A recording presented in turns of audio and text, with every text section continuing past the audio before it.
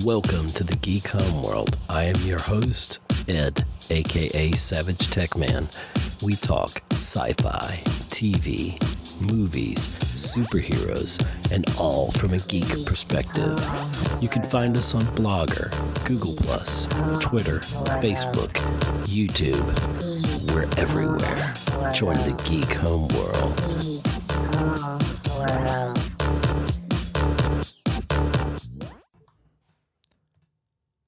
Hello, everyone, and welcome to another episode of the Geek Homeworld podcast. I'm your host, Ed Ciucevich, and joining me once again is Scott Schreiber. Welcome. Hey, thanks, Ed.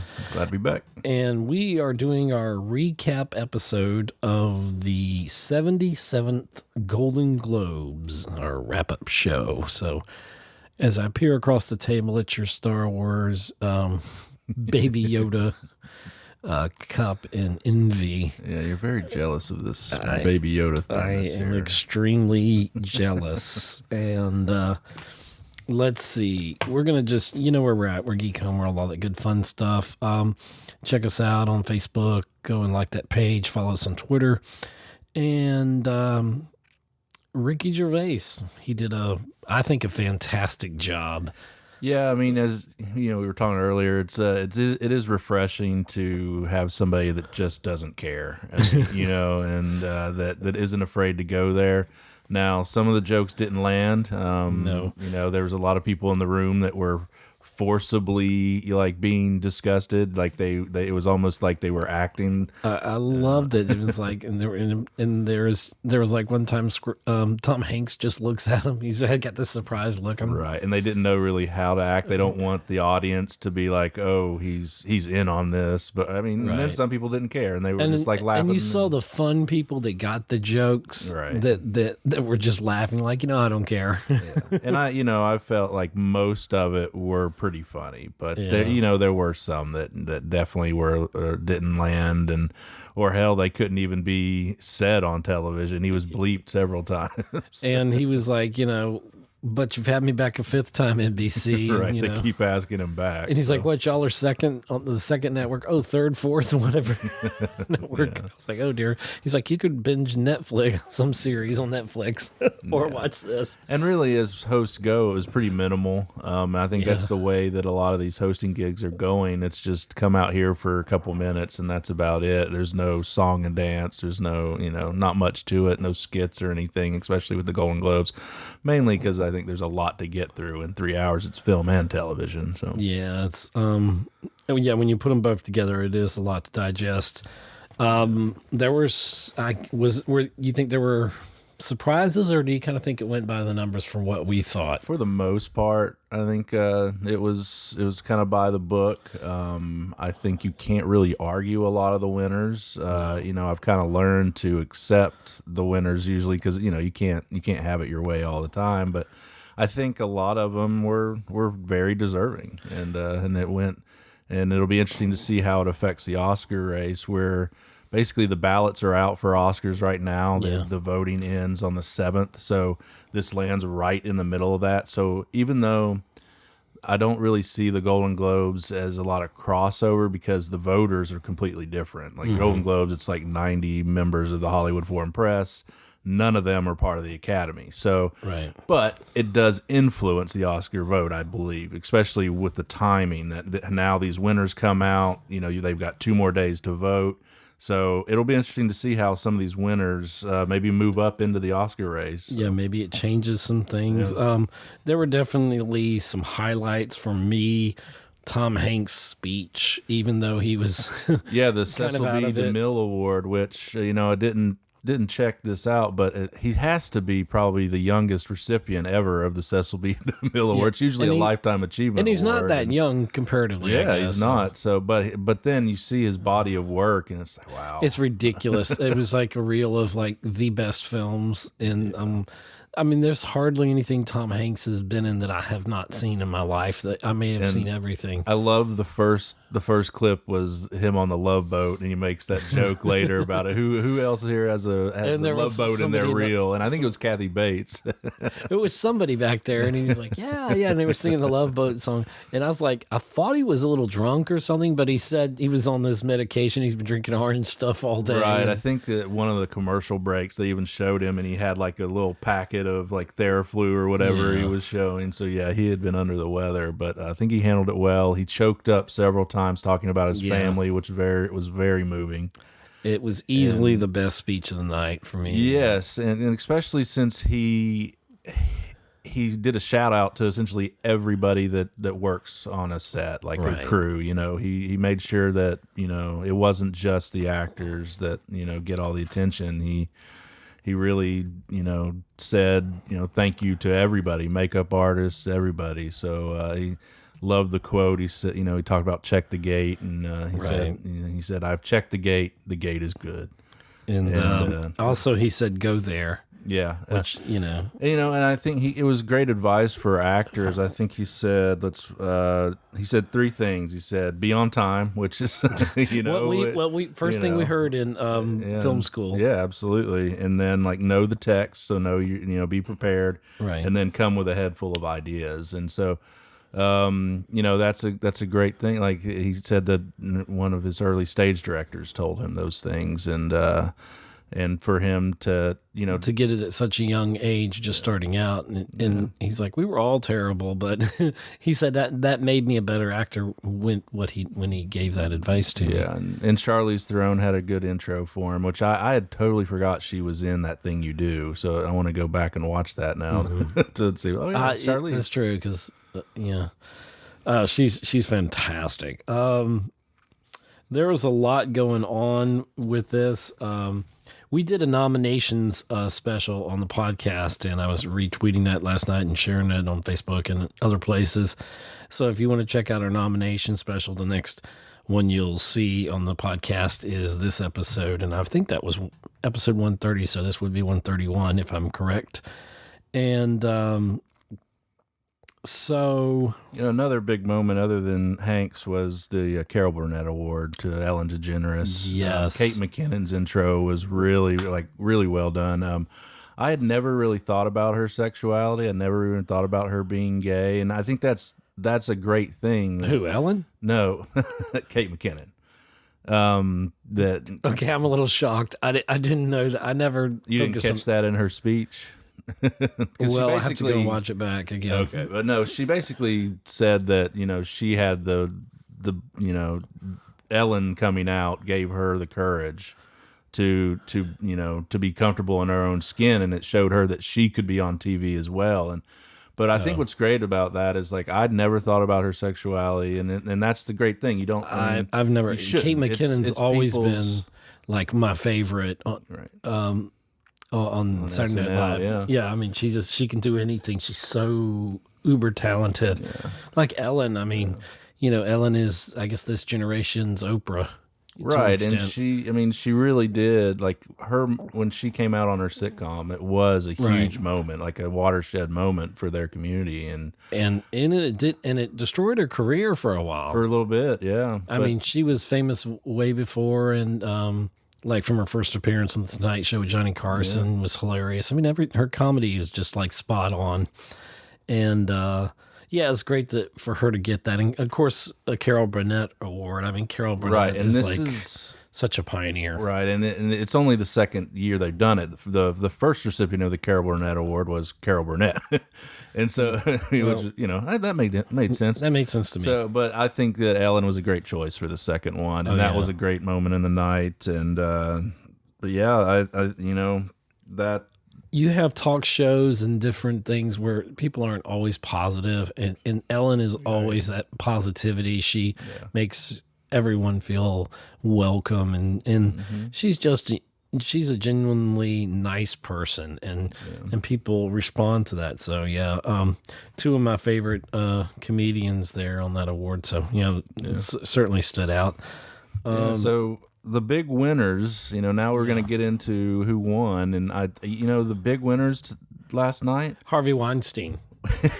Well, yeah, that was when That was Gervais made that joke there at the end, and I thought it was pretty clever because he he said that 'cause he was introducing Sandra Bullock, and it's just like she was in Bird Box, and and in Bird Box, it was about people that were blind and didn't know what was going on around them, or pretended to not go what was going on around Gervais, them.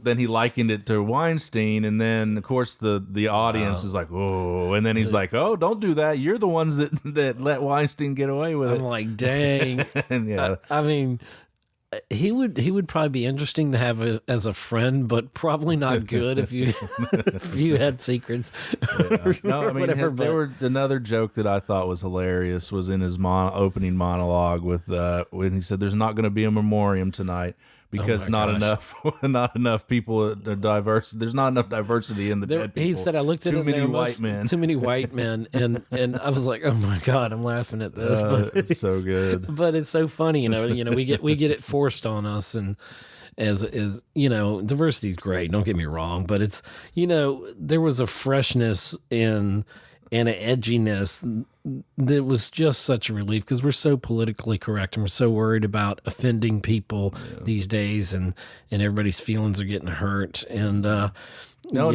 he made a great point about how Kevin Hart was ostracized for his tweets, but yet you're having me on to host. Fifth time, NBC. Good job. So again, like as we said earlier, we did like Gervais, for the most part. Not all the jokes landed. No, not all of them. But some of them were. Some of them like were the one about Judi Dench was really that was out there. Yeah, they really had to bleep that, and I had to actually kind of put it together in my mind. I was like, oh dear, that's what he said. Does he know he's on network television? Right.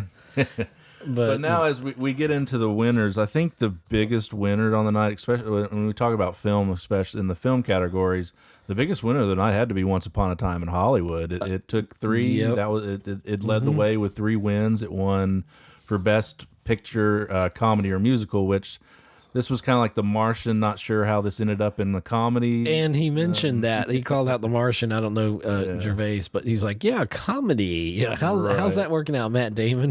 The Martian is a comedy. Yeah. And he's poking fun at the Academy or whoever.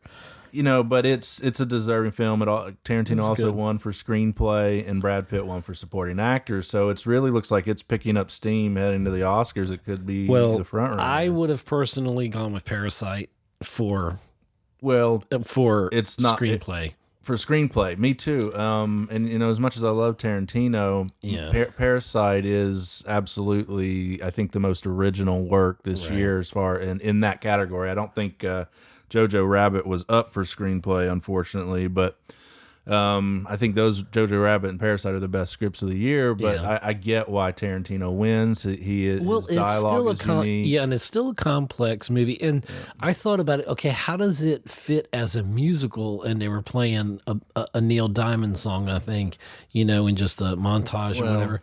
And yes, music is integral to that. Well, and especially in Tarantino's movies, all of his movies, he uses music very well. I still wouldn't call it a musical. I wouldn't. Rocket Man was the only true musical that was in that category. Everything else was dubbed a comedy, and that's where I think they basically dubbed Once Upon a Time in Hollywood a comedy. Yes, there is humor, but I'd still call it more of a drama. But it is what it is. The Golden Globes, take it with a grain of salt, because really, to the Golden Globes is kind of like, I don't know what the politically correct way to say it. A local film festival. But it isn't as respected, especially with me, as say, obviously the Oscars are the gold standard, but I definitely revere the SAG Awards a little more than Golden Globes. Definitely the Critics' Choice Awards I think are better than the Golden Globes. But, I'm not taking that away from anything that won last night. It's still prestigious. It's still great to be honored. But the other winner, I think, here in film, other than Once Upon a Time in Hollywood, was 1917. It took basically the 2 major awards last night: Best Picture Drama and Best Director. So that gives it some some steam of also heading into the Oscars. So that comes out here on Friday, and I'm excited to see it. Yeah, and just in case you're wondering where the heck, because we usually have our top 10 films of the previous year out by now, but we're waiting to see 1917 because we didn't get to see it on Christmas Day. Yeah, and it wouldn't be a fair representation from what we hear about this film. I mean, the idea behind it, being it's seemingly one continuous shot for 2 hours in a war epic. I mean, that's a pretty cool idea, and I think why people are getting behind it, why it's winning awards. It looks like it's probably going to win best cinematography at the Oscars. Roger Deakins is a genius. He did Blade Runner and a bunch of the new Blade Runner in Coen Brothers films, but he's a legend. But when I look at the films overall, it looks like they were kind of evenly spaced out. They did, other than Once Upon a Time won 3, 1917 got 2, Joker and Rocket Man won 2. And then Judy, Farewell, Marriage Story, Missing Link, and Parasite, all with 1 in the film categories. As far as TV, the big winners were Fleabag and Succession, Chernobyl. Those basically took, drama, comedy, limited series. Those won multiple awards.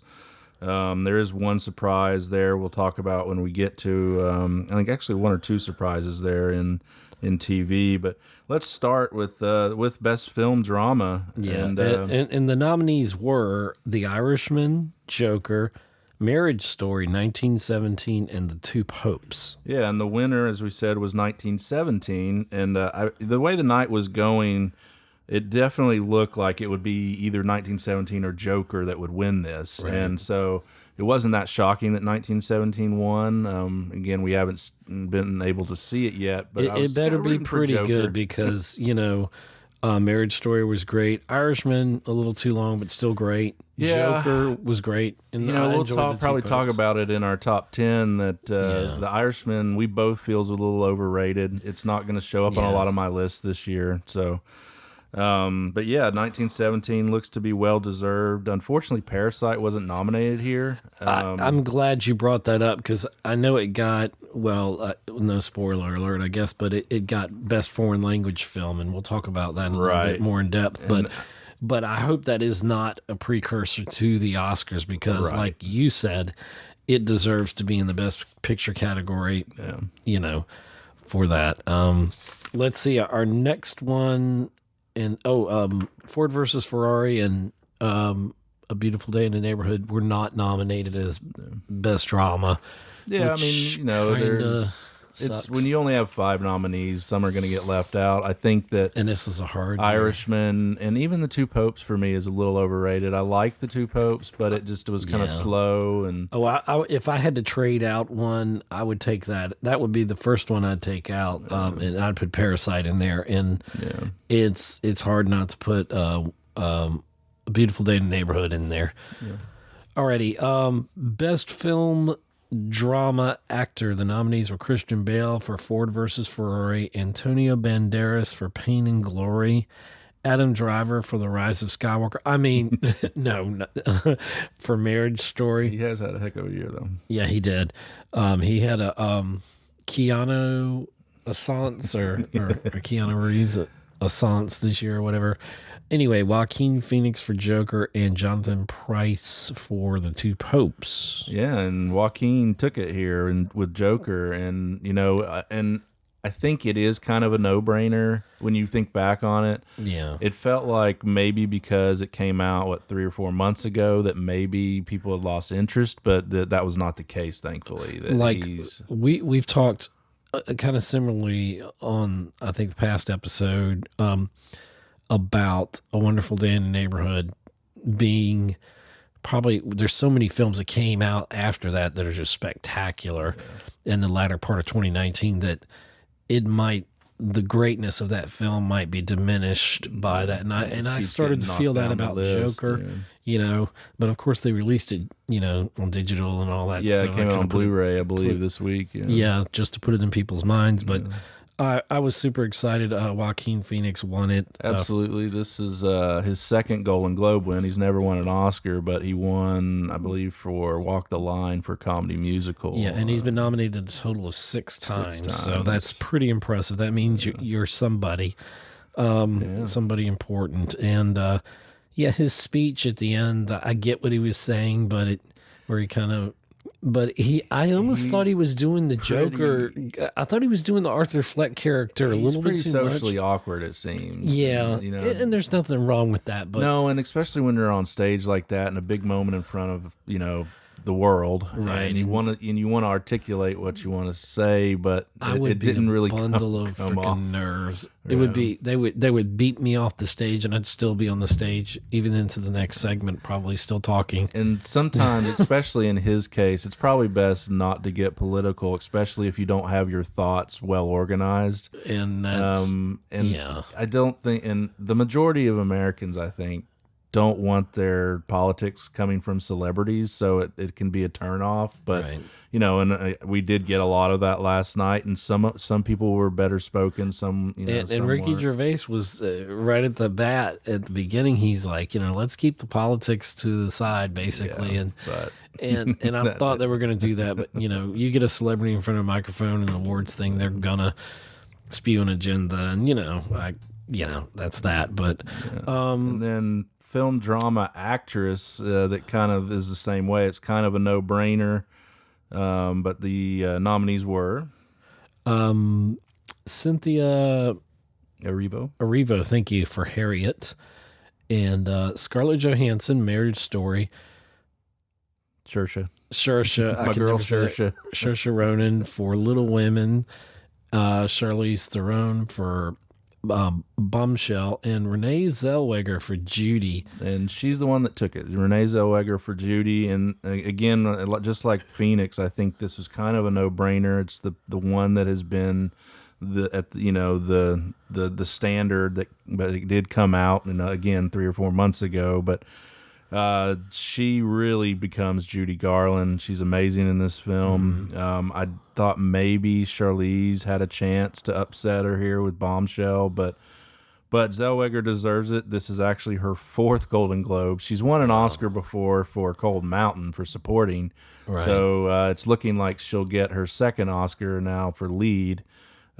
She certainly is the front runner. I believe her other Golden Globes wins, other than that, this and Cold Mountain, were Nurse Betty and Chicago, both comedy, but 7 nominations overall. But she well deserving. She kind of seemed a little awkward too with her speech. But were there some of the ladies you thought were left out maybe?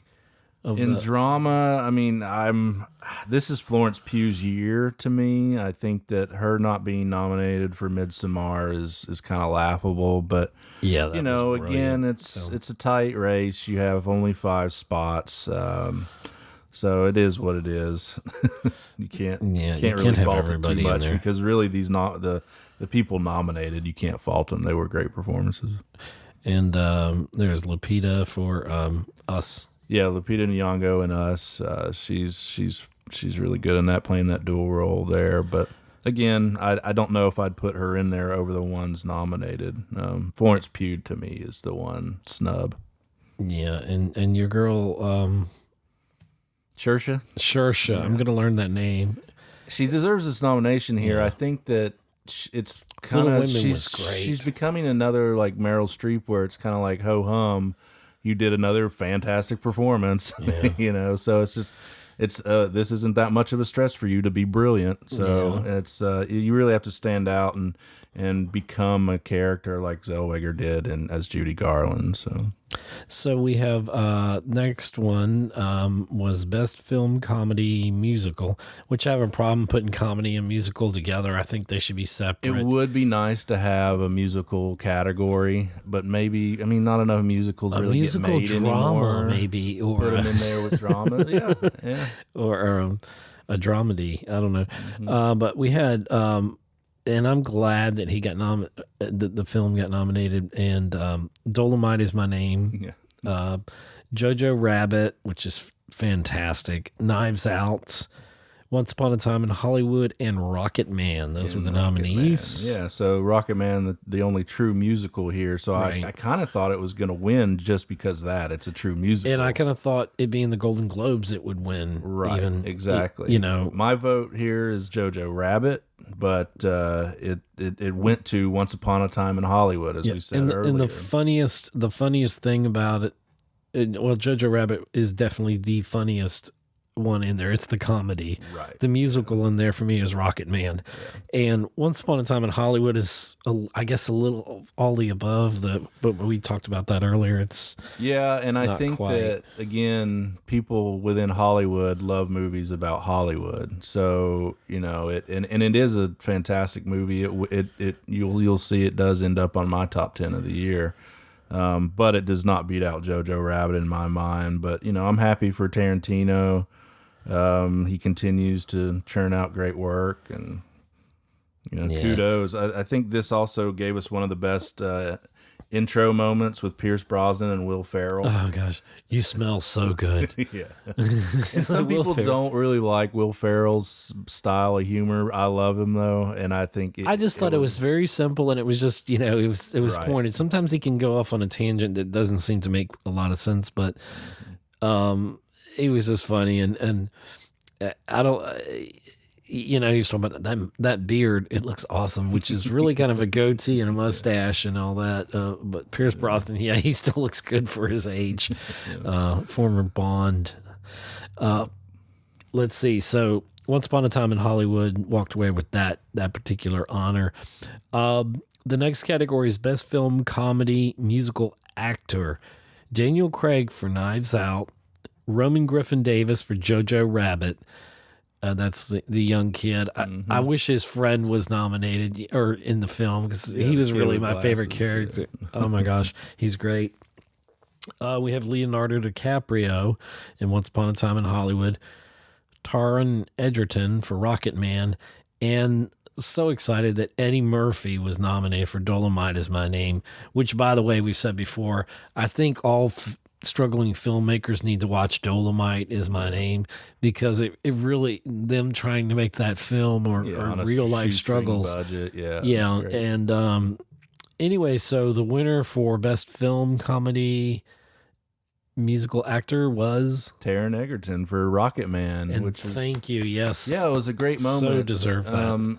You know, and especially, you know how I felt about Rami Malek in Bohemian Rhapsody. That he was fantastic and perfect. If Rami Malek wins for lip syncing, then Taron Egerton better win for actually singing. Right. And he did a great job and a great performance. You know, I thought maybe DiCaprio would take it here, but it was nice to see Egerton, and this win could propel him to one of those two open spots in the lead actor race, the Oscars. As I said before, I believe Adam Driver, DiCaprio, and Phoenix are all locks. It looks like Phoenix is going to win.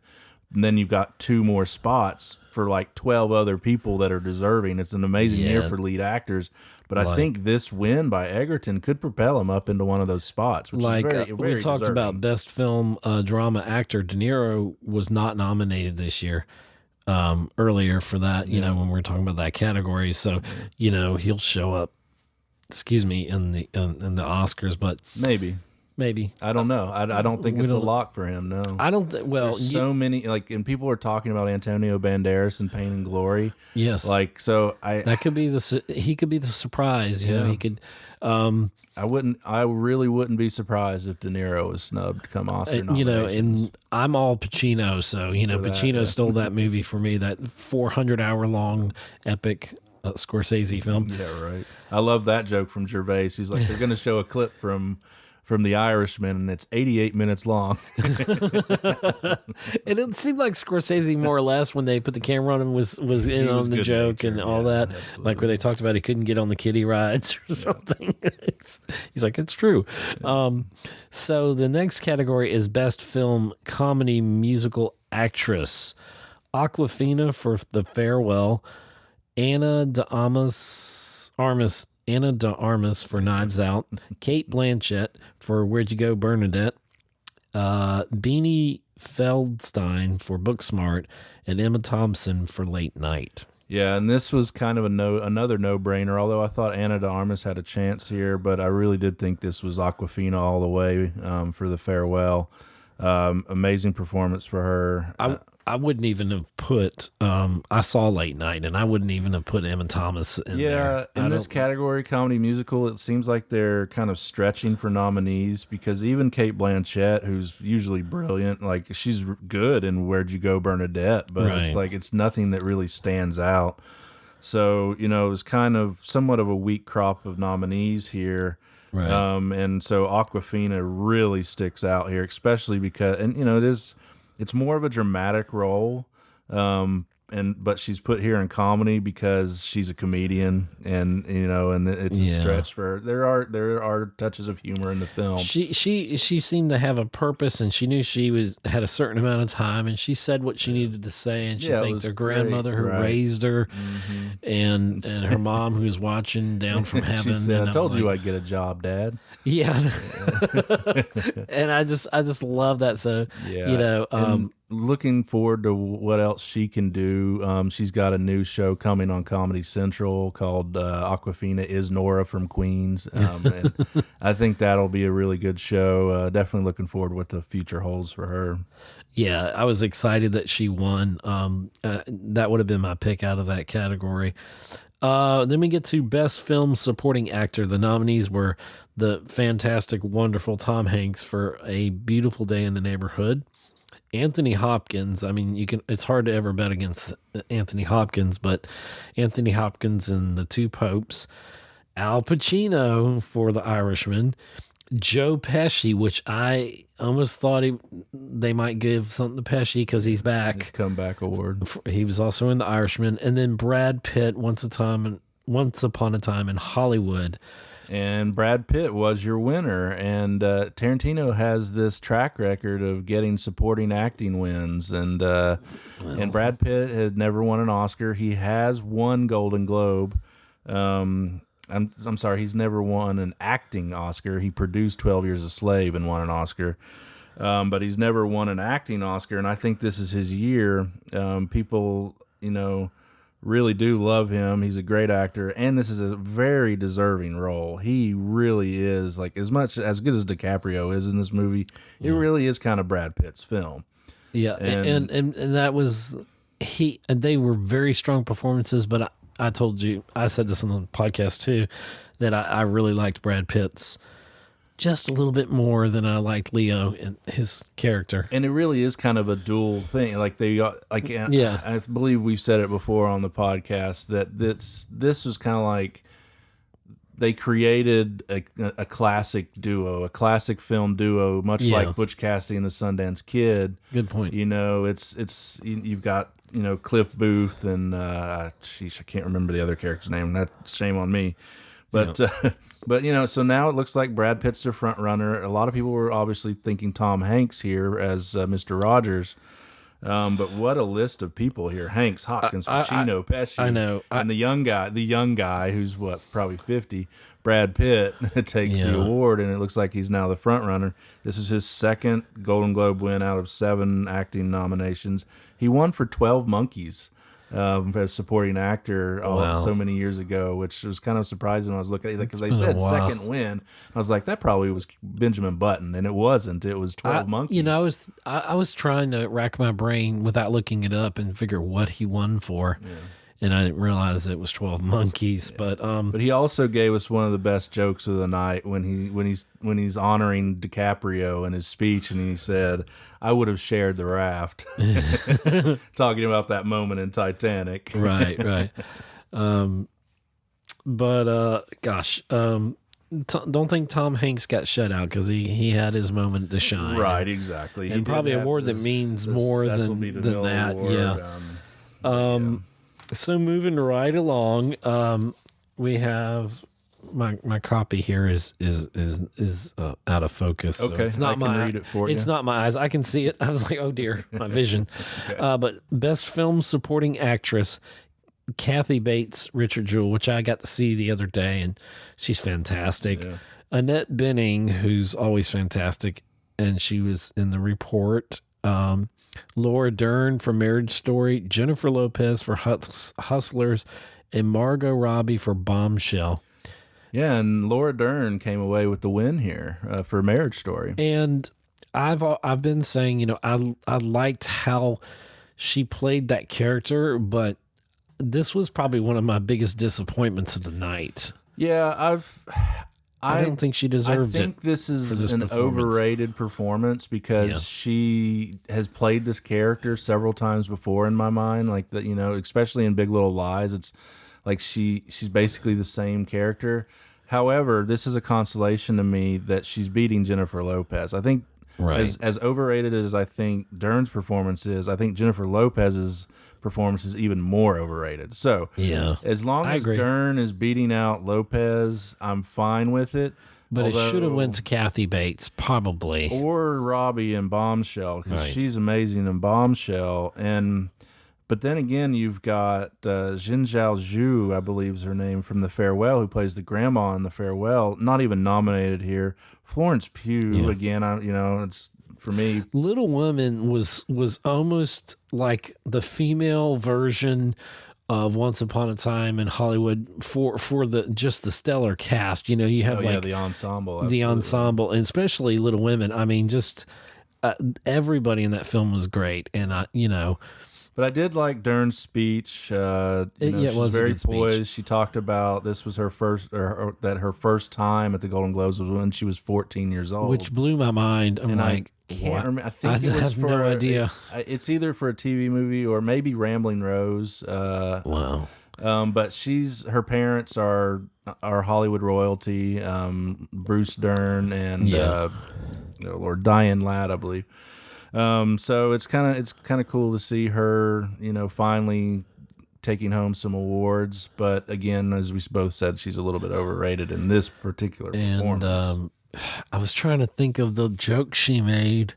It was just on the tip of my brain, but it was kind of hilarious. And of course, now I can't remember it.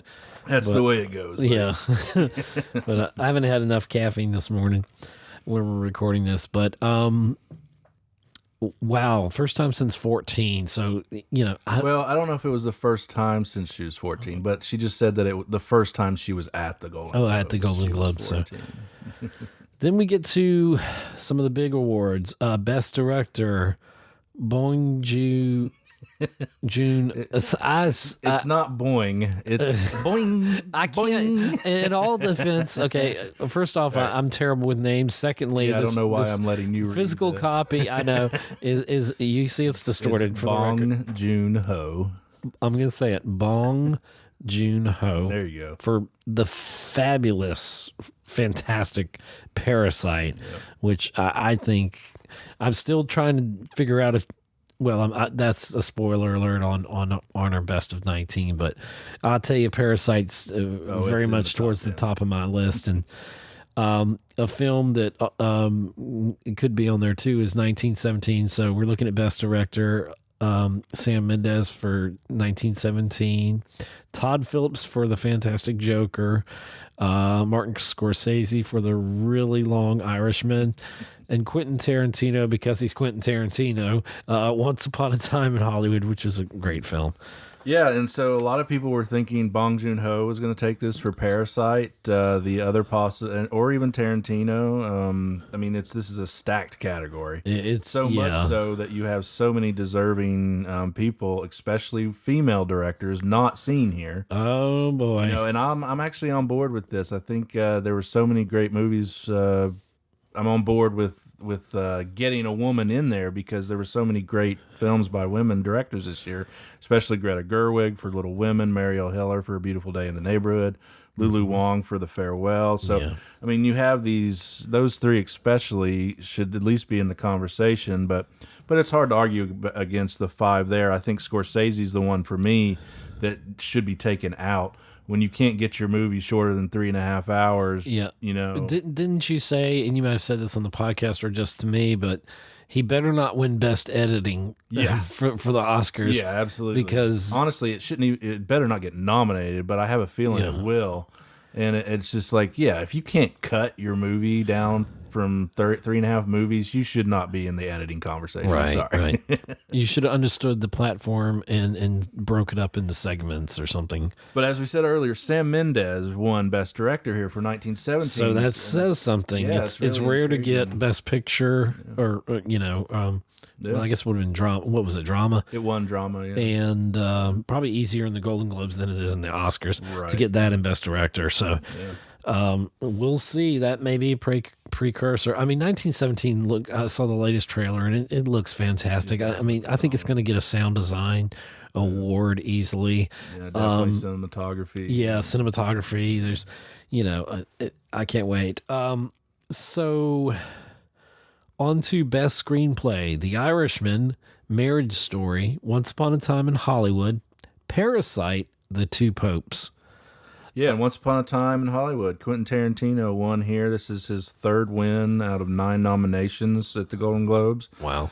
It's hard to argue against the Tarantino script, although I think we both agree that Parasite is probably the better script here. The better script. But, when I thought about it later, I said, there was a lot of complexity to the story of Once Upon a Time in Hollywood. Yeah. And even to put together something that seems pretty straightforward, that doesn't have the twists and turns that Parasite has, not to take away from Parasite, but to put something like that together seems a pretty big feat, and you've got all those characters and especially when he does what he does with the same thing he did with Inglourious Bastards, where he takes history and rewrites the ending. Yeah. And says this is a more palatable ending here. And again, it's about Hollywood. People in Hollywood love movies about Hollywood. Yeah. So, good job, Tarantino. It seemed to be your night. Yeah. And we know that he did it all by himself, right?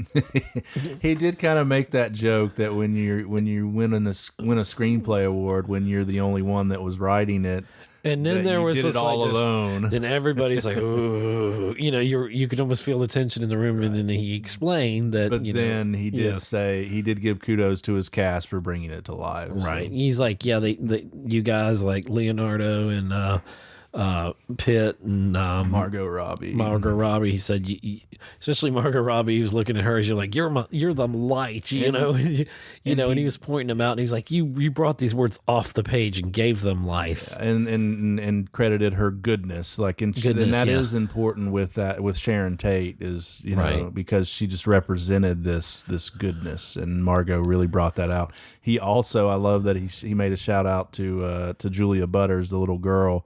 That's in that one scene with DiCaprio when they're on break. And she's my number one cameo of the year. But anyway, let's move on to Best Score. Best Score: Joker, Little Women, Marriage Story, Motherless Brooklyn, and 1917. And here, this is another no-brainer for me because Joker won. Joker won Best Score here. And again, it's the no-brainer. I think, when we came out of the theater, when we first saw it, it's like, wow, the strengths of that film are obviously Joaquin Phoenix and the score. The music is so haunting and so beautiful. It really deserved it here. I love the woman's speech. I don't have her last name, but it was Hilder something, I believe. Mm-hmm. And she had a really, touching speech there. But I think that this is the front runner for the Oscar for Best Score, and looking forward, hopefully, for it to win there too. Our next category, and I'm glad on really glad on the person that, or the song that won, but the nominees were "Beautiful Ghosts" from Cats. So yeah, Ricky Gervais I'm sure he made a joke about cats. Yeah, this was go ahead and with the rest of the nominees, and we'll come back to that. So "Beautiful Ghost" from Cats. I'm Gonna Love Me Again from Rocket Man.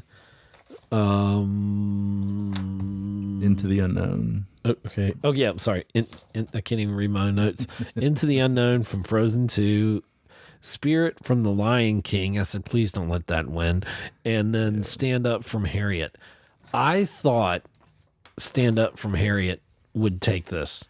Well, and I actually thought into the unknown for Frozen, but maybe because Frozen already had its moment with Let It Go, that Let it go. they decided to let it go and give it to somebody else. Stand Up to me though is too reminiscent of some of the songs that have been nominated in recent years. It sounds exactly like the one from Selma that Common and John Legend. And maybe that's why I kind of thought, it's diversity, and we hadn't seen as much diversity this year, but the one from Cats, I think that it got nominated because they wanted Taylor Swift in the room. And it was kind of like with Lion King getting nominated. Let's get Beyonce in the room. Let's get Taylor Swift in the room. Right. But the winner here, which was a great surprise, this is who I was rooting for. Me too. Was I'm Gonna Love Me Again for Rocket Man, which gave the award to the great writing team of Elton John and Bernie Taupin, who claim they have never won a Golden Globe. Well, together? they never won a Golden Globe together, and he did say that we've never won an award together, which really makes me think. And I wish I had go check this. my music knowledge. Well, it just doesn't seem possible that they didn't win a Grammy. Yeah, even especially in the 70s, I would think there would be. But I mean, I'd have to go back and check that out. So he may have just been talking about film awards, Oscars, Possibly. Golden Globes, because Elton did win an Oscar, but he was with. But Taupin was not a part of the Lion King. It was Tim Rice. I think that was the composer. Yeah, the original Lion King, because there was there was only one Lion King. Yeah, this farce that they had this year, and that was a great moment with them winning, being on stage together, talking about their 52-year-old marriage. Yeah, I love that. But this was just such a great song to kind of end that film, and it just Rocket Man was such a great film. It didn't get enough recognition, and I hope the Oscars are kind to it. Yeah, I think now with it winning this, it's probably your front runner for best song. At the very least, it'll probably win best song. I don't think Egerton's going to win best actor, but it'll be nice to see him nominated. It might get some sound awards, maybe get nominated for sound. We'll see. Could be. Were there some shutouts there that you thought were important? Or? Well, yeah. I mean, I really do love the song from the Lego Movie 2, the catchy song. It's not everything is awesome. It's not as catchy, but it was okay. But yeah, Toy Story 4, the Toy Story 4 song from Randy Newman. Yeah. But it is what it is. They had to get Beyonce and Taylor Swift in the room, right? And I didn't want either of them to win, especially the Beyonce song. That was for me the worst part of Lion King, and I don't care if that's not popular to say. Well, I agree with you. I think Beyonce ruined that movie. I do too. Her bad acting came through in voiceover. It's really and really in animation, yeah. Wow, we're Ricky Gervaising it, aren't we today? Well, I mean, hey, we're telling the truth. Anyway, so best animated feature, and the nominees were Frozen 2, How to Train Your Dragon, The Hidden World, The Lion King, Missing Link, Toy Story 4, and I loved the win here for Missing Link. I actually thought you would like the win more for How to Train Your Dragon, The Hidden World. Well, I did like that there was a great ending to that trilogy. Yeah. But Missing Link is my top animated film of the year. It just nudges out Frozen 2. It was a fun film. Yeah. And especially with, this is from Leica Studio, who does the stop motion, paper mache, claymation kind of stuff, and which is not easy to do. No, not at all. I mean, all animated features take 5 years to make, but still, this I really loved the style of this movie. It was fun, and so I really like seeing this win. And maybe Frozen 2 is not the front runner here, and it seems like an Academy Award song. It's definitely, when it's performed, I'm sure it'll be a great production. But I do still think going into the Oscars, this is still a wide open race. I think that How to Train Your Dragon has gotten a lot of Academy love in the past, so we'll see. And was there anything shut out there? I did really like Abominable this year, too. But it was cute. I think you put that in instead of The Lion King. a lot of people are like, why is this even in animated? Right. There's that It is whole a lot. It is all CGI. So yeah. So I guess it qualifies, but it's not your typical animated movie. Right. So I don't know. And the original's still the best. You know, that's one of those films you just can't redo. I mean, it wasn't terrible, but The Lion King, but it wasn't great. You know. I agree. And there was a Amy Poehler. Yeah, I love Amy Poehler. They introduced this. It was Amy Poehler and Taylor Swift, and you know, Poehler's funny. She's matter what hilarious. She says. So that was a funny moment with her. Yeah. And I realized how tall Taylor Swift was. I'm like, she's gigantic. Best foreign language film, well deserved. Though there are some good nominees in here. The nominees were The Farewell, Les Miserables. I always say that wrong. I think I said it right there.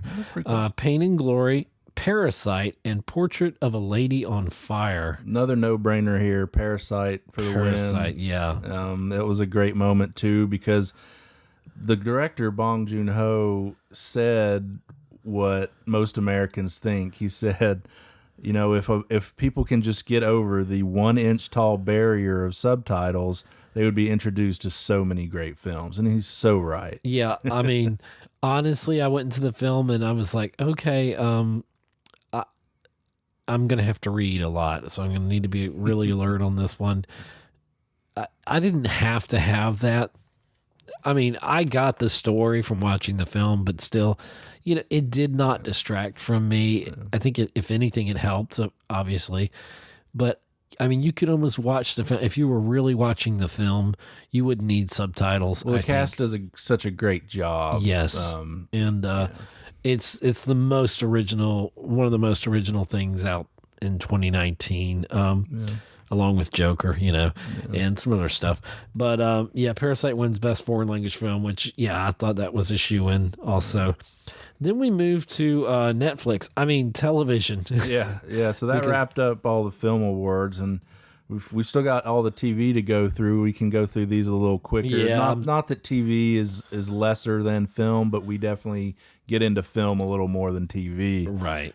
So we may go through these a little quicker. Okay. But best comedy series. We're almost to an hour. So yeah. But this is it's a long show, but we promise not to be as long as the show. Yeah. And we thank you for listening. So for television, best comedy series, Barry, Fleabag, The Kaminsky Method, The Marvelous Mrs. Maisel, and The Politician. Yeah, and one of my favorites here won, Fleabag. There's a great show from Phoebe Waller-Bridge. Yeah, it's on Amazon Prime. If you've got that, check it out. It's a fantastic show. Phoebe Waller-Bridge is an amazing writer, and she plays the lead here. I would have been happy with Barry or Mrs. Maisel as well. In fact, I really think Mrs. Maisel is quite possibly the best TV show, comedy or drama out there. Barry's on HBO and Mrs. Maisel is on Amazon. On Amazon Prime. The networks were completely shut out in TV this year. No nominations at the Golden Globes. What were some snubs for you? For me, the last seasons of Veep and Silicon Valley, both those shows bowed this year and were great final seasons. So not seeing them represented at all was really not sad. even a nomination. No, nothing. Best TV comedy actor, Michael Douglas for The Kaminsky Method, Bill Hader for Barry, Ben Platt for The Politician, Paul Rudd, Living with Yourself, and Rami Youssef for Rami. Yeah, and Rami Youssef for Rami won here, and he made a joke that I know nobody's seen my show, and he's right. I've not seen it. I haven't. And it's supposedly about an Arab Muslim family. I have read that there's an episode where he encounters Bin Laden. So there's some. What service is this on? Hulu. Station? It's on Hulu. Oh, I don't have Hulu. Yeah. That I should have got the Disney package. Yeah. So this win makes me kind of curious. I'd like to check it out. So we'll see. Okay, best TV comedy actress, Christina Applegate, Dead to Me, which was great. We enjoyed that, watching that, and that was Netflix. I'm pretty sure. Yeah. Rachel Brosnahan. Okay, they changed it for The Marvelous Mrs. Maisel. Kirsten Dunst on Becoming a God in Central Florida. Natasha Lyonne for Russian Doll, and Phoebe Waller-Bridge for Fleabag. Yeah, and Phoebe Waller-Bridge for the win here. And I saw just a preview of it, and oh my gosh, it looks hilarious. And now I want to see it. It's really well written. You definitely should check it out. I would have been happy here with Rachel Brosnan for Mrs. Maisel, but thrilled that Waller-Bridge. And who was your snub in that category? Oh, Julia Louis-Dreyfus for sure. For her yeah, and it's not like she hasn't been honored before for that role, but still, last season, how do you leave her out? I don't know. Best drama series, Big Little Lies from HBO, The Crown on Netflix, which is awesome, Killing Eve on BBC, The Morning Show on Apple, who cares, or has it, Succession, HBO. Yeah, I don't know one person that has Apple TV Plus. Yeah. Plus or whatever. And hey, Peacock's coming soon, the NBC streaming service. And these networks doing it is like CBS All Access. Yeah, why do you hide Picard behind a paywall? Yeah, right. Because I'm not doing it as much as I want to see Picard. So Succession one here, which is a show that I've not watched, but I haven't either. But when I see the previews on HBO, it looks like something that would be nominated. It looks like it's pretty intense. And it winning here and it won another award made me think, okay, I need to watch this. So I actually did watch the pilot after the Golden Globes last night, and the first episode is really good and it's really well written. It's from the guys that did The Big Short, produced by Will Ferrell and Adam McKay. Okay. So it's pretty witty. So it does seem deserving, although I would definitely have voted for Killing Eve or The Crown. But anyway, Right. And there was no Game of Thrones or Watchmen here. I don't understand why Watchmen was completely snubbed. Well, I don't understand how Game of Thrones. I know that I understand maybe there was some fan backlash to that and how it ended, but that's still, that entire series was some of the best epic cinematic television. I think it might have been the forerunner to everything, because on TV now, TV is so cinematic, sometimes better than the films, and they're films in their own right. And yeah, Watchmen was phenomenal. I was glued to every episode of that. At first, I was very disturbed by it because of all the racial issues, but I've learned a history I did not know. Right. And I think there's something to be said when you can play off of a horrible incident in our country's history. And that show did divide some people, but a lot of people probably just looked at it as, it's just a super graphic person, kind of comic graphic novel. But of course, I'm a fan of the original Watchmen, and I still like this. It was different. Yeah. And who knows? Maybe there's a chance that great reveal at the end, that it wasn't eligible for this year and maybe next year. I don't know if that's the case, but I don't think so, because I think it should have been. It should have been this year. But Watchmen was a terrible oversight, and Game of Thrones, but especially Watchmen for me. Yeah. Best TV drama actor: Brian Cox for Succession, Kit Harington for Game of Thrones. The lone Game of Thrones nomination. Yeah, one nomination. When there's so many other characters that were interesting to me, but I don't know. Rami Malek for Mr. Robot, which I was a big fan of, and I must admit I've gotten behind on the season, so I'm not caught up.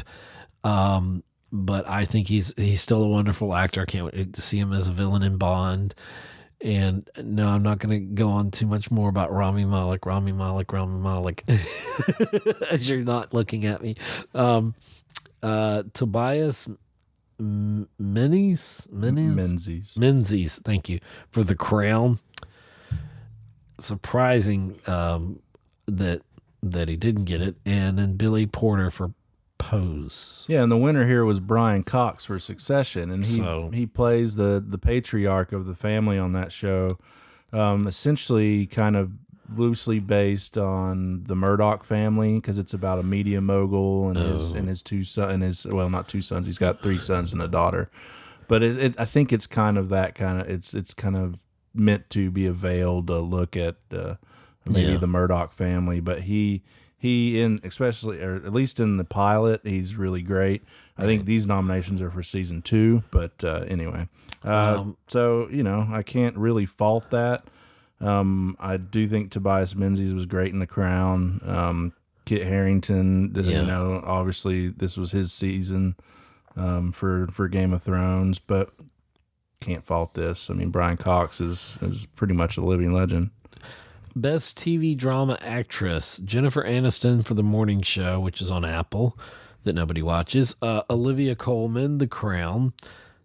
Jodie Comer for Killing Eve. Nicole Kidman for Big Little Lies. And Reese Witherspoon, The Morning Show. Pretty much, it's kind of another stacked category, I think. Yeah, and the winner was Olivia Colman for The Crown, which I love her. She is just so, there's whimsical, and maybe she was a little drunk. I don't know. She needs to stop getting drunk before these award shows, or maybe she doesn't.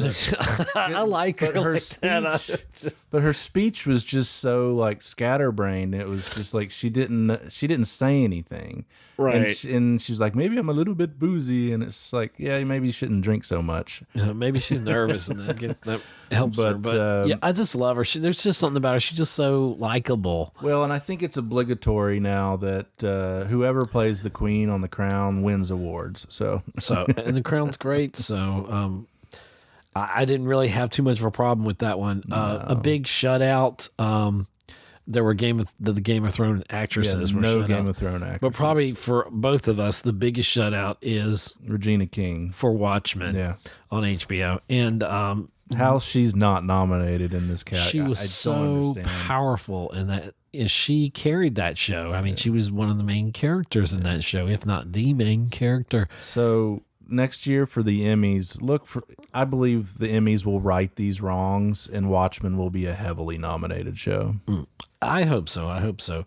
Best TV movie limited series. We had Catch 22 on Hulu, Chernobyl on HBO, Fosse Verdon on FX, The Loudest Voice, Showtime, and Unbelievable on Netflix. And not much of a surprise here, Chernobyl won, because when it came out, there was such a buzz around it. Yeah, there was a huge buzz around it. People were watching it and eating it up. So not that much of a surprise here. I think there were a couple that got snubbed, When They See Us, Catherine the Great.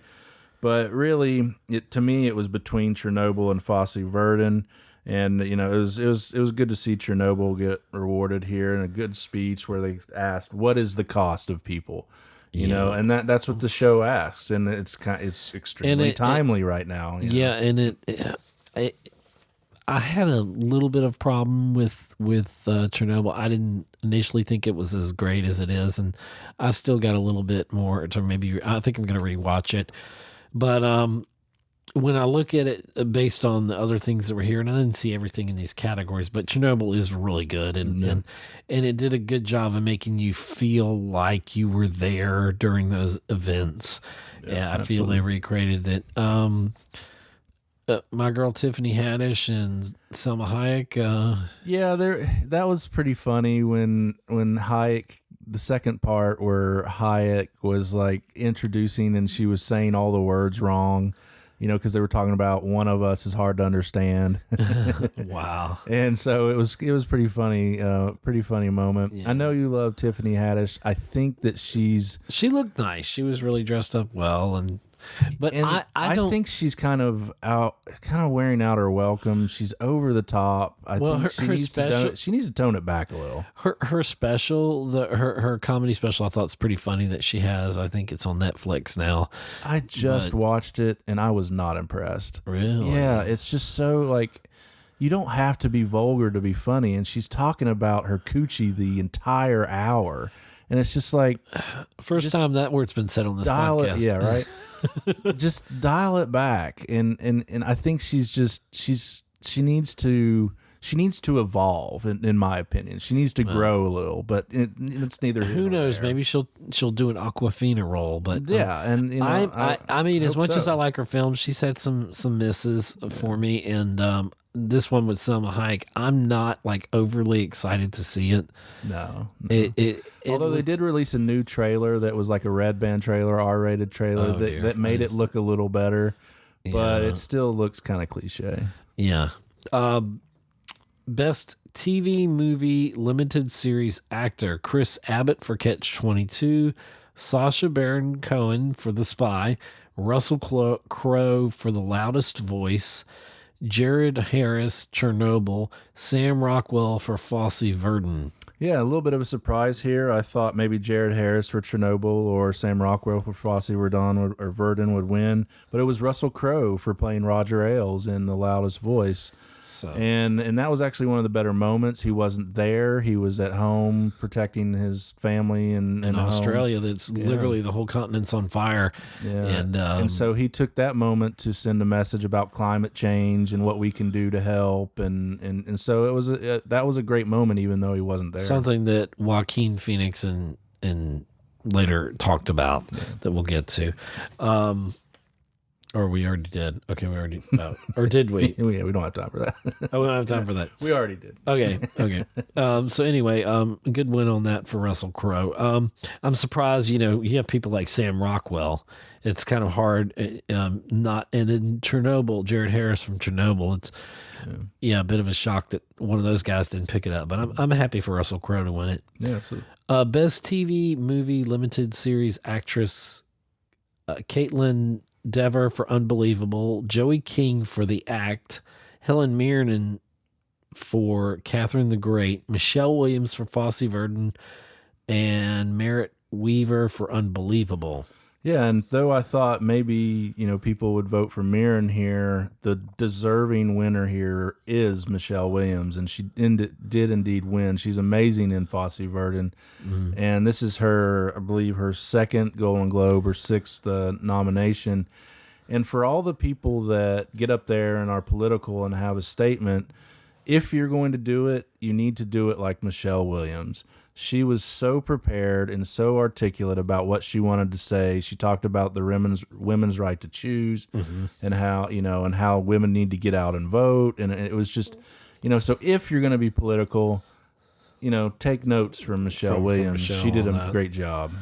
Our next one is Best TV Supporting Actor, Alan Arkin for The Kaminsky Method, Kieran Culkin for Succession, Andrew Scott, Fleabag, Stellan Skarsgård for Chernobyl, and Henry Winkler for Barry.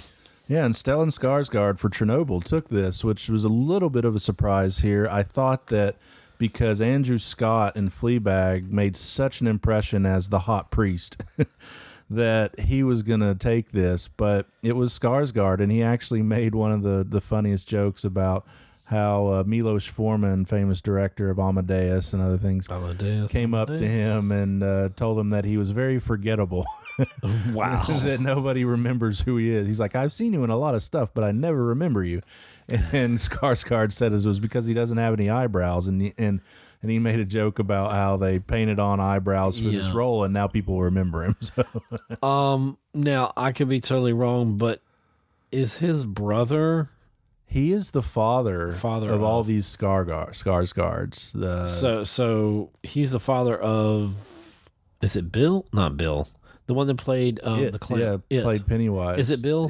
It's what's his name? Yeah, I think that's Bill Skarsgård, and then there's Alexander Skarsgård, who was in True Blood. Oh, okay. And Big Little Lies. I think there's just like three brothers that like they're all his. Was he the tall blonde dude in True Blood? Eric. Okay, yeah. Eric. Yeah, that's it. Thank you. He was the best part of that show. Yeah, he was. And our last category. Thank you. Let's take more time. I need my caffeine's wore out now, and but the nominees for Best TV Supporting Actress were Patricia Arquette, The Act, Helen Bonham Carter, who was fantastic in The Crown. Yeah.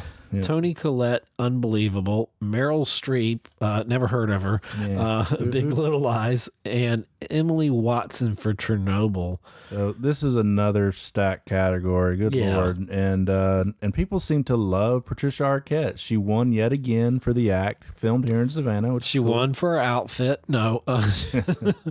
But no, I understand she's a really really passionate about her causes and all that, and she's a really awesome individual. And the act that she won for was filmed in Savannah, so kind of in our hometown. That's kind of cool. Yeah. And I know a lot of people that worked on that, and I've talked with them on the my radio show, Savannah on Film, and so it's really cool to see her win. But yeah, I would have went with, just because I love The Crown. My wife got me hooked on that show. I would have voted for Bonham Carter. She did a great job as Princess Margaret. And I didn't see Big Little Lies with Meryl Streep, but she's always good. Yeah, she's great in that. She plays Alexander Skarsgård's mother in that. She was also in Little Women, but she had a very minor role. But she's Meryl Streep, so I was kind of surprised she didn't win here.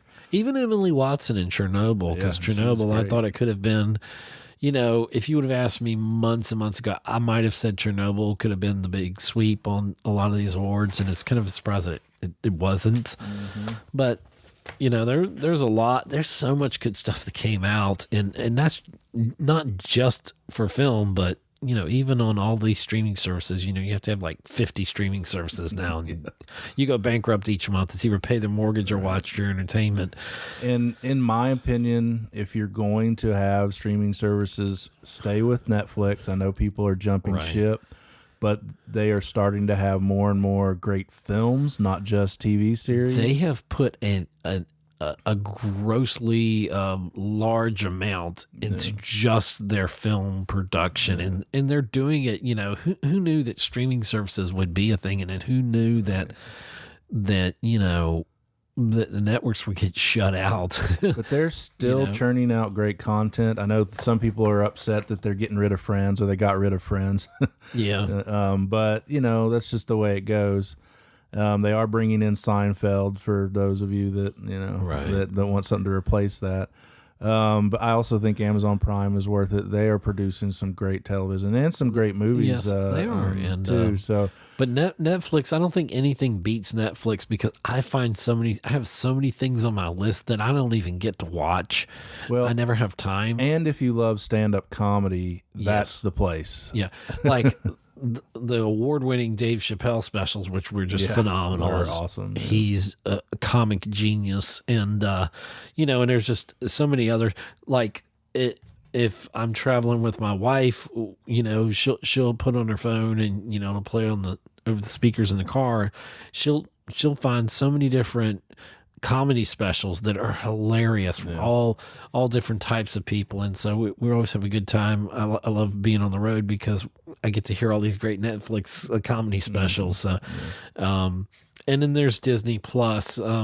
People, after the Mandalorian season's down, they dropped it. A lot of people are dropping their service, and then they'll pick it up before season 2 and other things that are coming out. But I'm locked in, so I'm fine. I'll watch some old Disney stuff, but I find I don't watch it as much as I watch The Mandalorian, of course. Right, and that's what I've found with our Disney Plus, is that we've basically watched The Mandalorian, and that's about it. Yeah. And, we just, I don't have kids either, so so that, and I'm sure a lot of people are using it more if they have children. And when, like, Frozen 2 comes on there and some of the other ones, they'll probably get played 10 trillion times and all the other films they have. But anyway, so that's our recap, our long recap. Sorry for the long episode, but that we wanted to give you our thoughts and feelings about the 77 Golden Globe Awards. Biggest takeaways heading to the Oscars. I think Once Upon a Time in Hollywood, 1917, Joker, they all, even Rocket Man, they all pick up steam. So it'll be interesting. We've got the Oscar nominations coming out on January 13th. So when those come out, keep an eye open for our nomination show, and we're also right about that same time we're going to do our best of 2019. Yep, after we see 1917 and see if it makes the list. And at this point it's hard to say it won't, but we'll see. Anyway, thank y'all for joining us here. Thank you, Scott Schreiber, once again for guest hosting with me here on the Geek Homeworld. And You can check us out at geekhomeworld.libsyn.com is the main site. We're on Twitter at Geek Homeworld. I'm your host, Ed Ciucevich, and thank you, everybody, for listening, and let us know what you think, okay? What were your thoughts about the Golden Globes? What are you thinking about the Oscars? Let us know. All right, thanks for listening. Goodbye. Thanks for listening to another episode of the Geek Homeworld with your host, Savage Tech Man. You can find us on Libsyn, Google+. Follow and interact with us on Twitter, like us on Facebook, listen to us on iTunes and leave a review, subscribe to us on YouTube, read our thoughts on Blogger. See you again on the Geek Homeworld.